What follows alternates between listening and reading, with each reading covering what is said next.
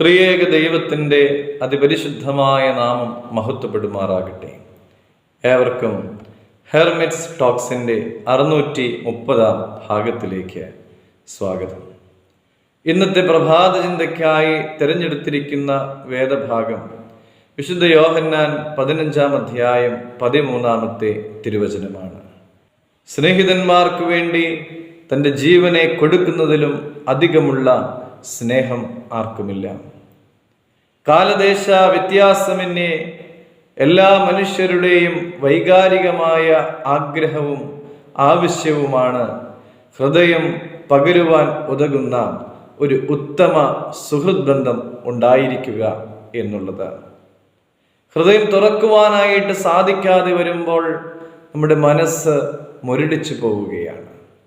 നമ്മുടെ മനസ്സിൽ ഒത്തിരിയേറെ സംഘർഷങ്ങൾ ഉടലെടുക്കുകയാണ്.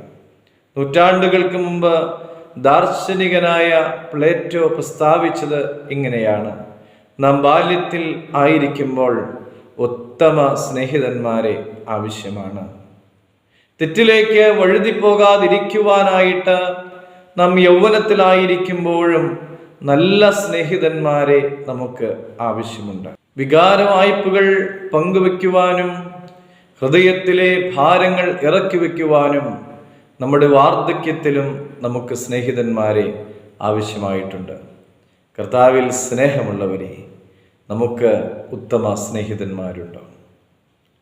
നമ്മുടെ ജീവിതത്തിൽ അപകടമോ മറ്റ് പ്രതിസന്ധികളോ ഒക്കെ കടന്നു വരുമ്പോൾ സ്വന്തം കാര്യം മാറ്റിവെച്ചിട്ട് നമ്മോട് ചേരുവാനായിട്ട് കടന്നു വരുന്ന ആളുകളുണ്ട് എങ്കിൽ, നമ്മുടെ വിജയത്തിലും നേട്ടത്തിലുമൊക്കെ ആത്മാർത്ഥമായി സന്തോഷിക്കുവാനും വേദനകളിൽ നിർവ്യാജമായി നമ്മോട് പങ്കുചേരുവാനുമൊക്കെ സാധിക്കുന്ന ആളുകളുണ്ട് എങ്കിൽ നമുക്ക് നിസ്സംശയം പറയുവാനായിട്ട് സാധിക്കും, എനിക്ക് ഉത്തമ സ്നേഹിതന്മാരുണ്ട് എന്ന്.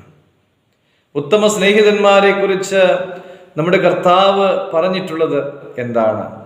വിശുദ്ധ യോഹന്നാൻ 15:15 ഇങ്ങനെ കർത്താവ് പറയുന്നുണ്ട്: ഞാൻ എൻ്റെ പിതാവിനോട് കേട്ടതെല്ലാം നിങ്ങളോട് അറിയിച്ചതുകൊണ്ട് നിങ്ങൾ എൻ്റെ സ്നേഹിതന്മാരെന്ന് പറഞ്ഞിരിക്കുന്നു. രണ്ടാമത് 13 വാക്യം നമ്മൾ നേരത്തെ വായിച്ചതായ തിരുവചനം: സ്നേഹിതന്മാർക്ക് വേണ്ടി തൻ്റെ ജീവനെ കൊടുക്കുന്നതിലും അധികമുള്ള സ്നേഹമില്ല. ഇങ്ങനെയുള്ള സ്നേഹിതന്മാരെ, ഹൃദയപൂർവം സംസാരിക്കുന്ന, തൻ്റെ സ്നേഹിതന് വേണ്ടി ജീവനെ കൊടുക്കുന്ന സ്നേഹിതന്മാർ ഉണ്ടാകണമെങ്കിൽ നമുക്കും അത്തരത്തിലുള്ള സ്നേഹിതന്മാരായി മാറുവാനായിട്ട് സാധിക്കണം. നമുക്കും പരസ്പരം സ്നേഹിക്കാം, പരസ്പരം പങ്കുവയ്ക്കാം, ഉള്ളു തുറന്ന് സ്നേഹിക്കാം. ദൈവം അനുഗ്രഹിക്കട്ടെ.